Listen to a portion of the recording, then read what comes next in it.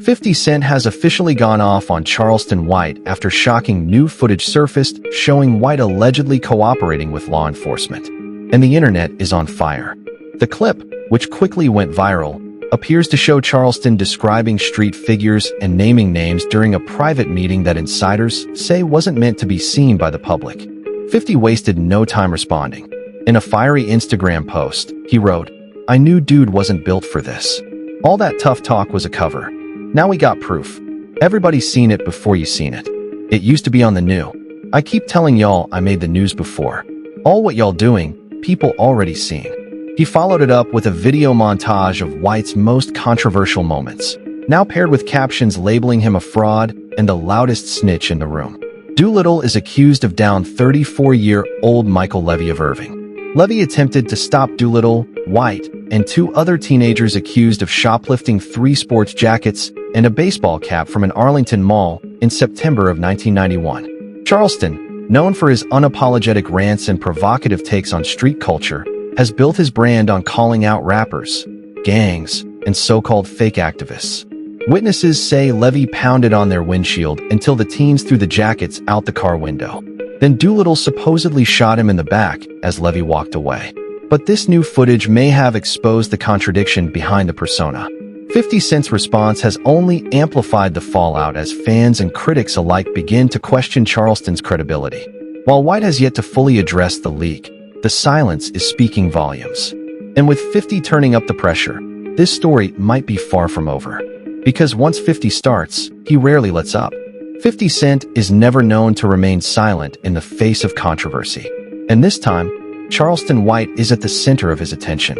A recently resurfaced news clip has emerged, revealing footage of Charleston White testifying in court against a friend from his past. The internet immediately responded, igniting fresh debate and backlash across multiple platforms. The footage dating back decades appears to show White detailing how his associate was involved in a fatal altercation. According to the clip, he claimed that his friend Antoine Doolittle was responsible for taking the life of Michael Levy during an attempted robbery of winter apparel from a department store in 1991. This revelation has led many to question White's credibility and authenticity, especially within communities that uphold a strict code of silence. The public reaction has been swift, and now even 50 Cent is adding his voice to the firestorm. "My victim, which was a Caucasian man by the name of Michael Levy, I was sentenced to 12 years under Texas juvenile determined sentencing law. My 3 co-defendants, all of them was tried as adults. They were 15 and older. I was 14. So, I went into a boys' home that was co-ed with boys and girls. So, I spent my entire youth, my entire teenage life from 14 to 21 in the boys' home. When I got out at 21, my record was sealed. So, there's no record of me ever being in trouble for that." However, Charleston White seems completely unfazed. He's taken a defiant stance, laughing off the accusations and responding directly to those who question his integrity. So, what exactly happened in 1991? And why is this story resurfacing now?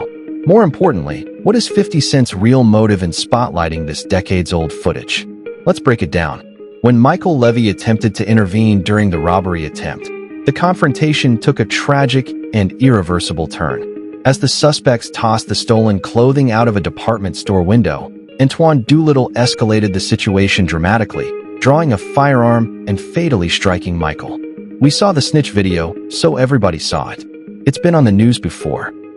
Just 'cause you saw it, you still broke. It don't change nothing. You still broke. I'm still rich. I'm still getting booked. It don't change nothing.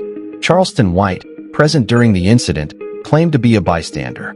But when the legal proceedings began, he took the witness stand and directly implicated his own associate. In sworn testimony, White admitted to providing Doolittle with the weapon prior to the shooting and described in detail the conversation that followed the deadly encounter. According to courtroom records, Doolittle allegedly showed little remorse. Reports from the time state that White recalled his associate laughing and recounting the shooting casually, saying, "Look, I shot him," which only deepened the tragedy of the moment. The consequences were profound. Michael Levy's death left a permanent void, especially for his wife. The couple had only been married for 4 days before the incident ended their future together. But the fallout didn't stop with Doolittle. Charleston White's testimony extended beyond a single person. He took the stand against 3 other individuals involved, providing information that contributed to their convictions. While his cooperation with prosecutors did not absolve him of responsibility, it did reshape his sentence. In the end, White received 12 years in custody for his role in the crime, marking a turning point that would follow him for decades. While Charleston White served a 12-year sentence, the consequences for his co-defendants were even more severe, largely due to his courtroom testimony. Despite what may appear to be a heavy sentence, Charleston ultimately walked away with a sealed record, granting him a clean legal slate that many viewed as a significant advantage in the justice system. As expected, the resurfaced footage from the original trial sparked intense online backlash. Social media platforms quickly lit up with criticism, with many branding Charleston a snitch. The clip quickly went viral, reigniting debates about loyalty, accountability, and the ethics of cooperation with law enforcement, especially in communities where silence is often viewed as sacred.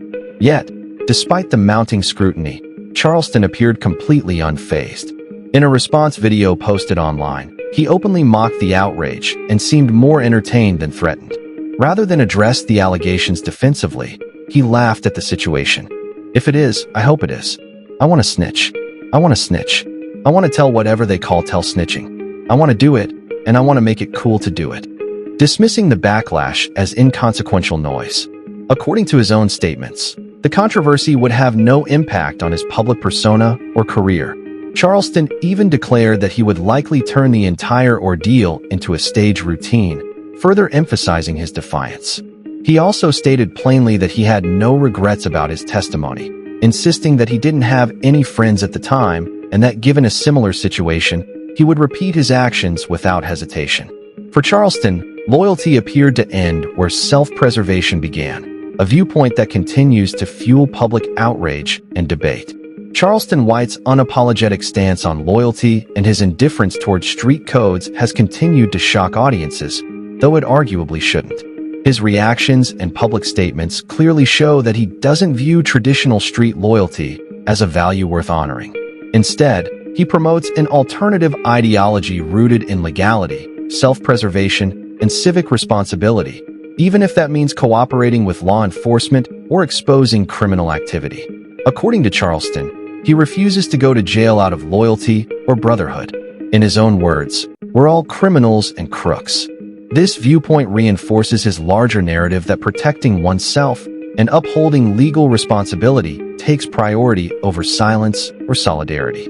In another widely circulated interview, Charleston proudly declared that he's now a citizen, adding, "I'm a police-minded individual. I go vote. I'm literally an election judge." He emphasized that he's more focused on civic engagement and legal processes than on criminal allegiance. At age 40, he claimed he had no interest in being incarcerated by 50, stating outright that he would tell on everybody if it meant staying free. This mindset has made Charleston one of the most polarizing figures in recent memory. Rumors have swirled that he played a role in federal authorities apprehending Brick Baby, a fellow public figure. Rather than deny involvement or clarify the situation, Charleston leaned into the accusations. He went online and essentially confirmed that he tipped off law enforcement, boasting about his role and showing no remorse. It's a rare approach in an industry often shaped by silence and codes of loyalty. And while many criticize him, Charleston shows no signs of changing his position. Brick Baby might have drawn federal attention on his own, but Charleston White made sure the authorities stayed informed. After Brick posted a video online flashing stacks of cash in Houston and allegedly threatening to put a hit on Charleston, White didn't hesitate to act. Rather than respond with retaliation or silence, he went directly to law enforcement, something he openly bragged about. Charleston claimed he has friends in federal agencies, reinforcing his narrative that he operates within the law, not outside it. That wasn't the only time Charleston stirred controversy with a phone call. Just last year, he was accused of contacting authorities on Boozy Badaz after Bowie reportedly threatened a Memphis show promoter who had booked Charleston. While it was never confirmed whether Charleston actually filed a report or contacted the police, the mere suggestion sent the internet into a frenzy. Despite repeated criticism and accusations of being a snitch, Charleston has maintained that he's done nothing wrong. He continues to insist that he's not a rat, despite openly testifying in past legal cases and being tied to several law enforcement calls. His reasoning: according to Charleston, the label rat doesn't apply to him because he's not seeking rewards or incentives. He's simply doing what he believes is lawful and right. This defense hasn't softened public opinion, though. Many critics say Charleston's behavior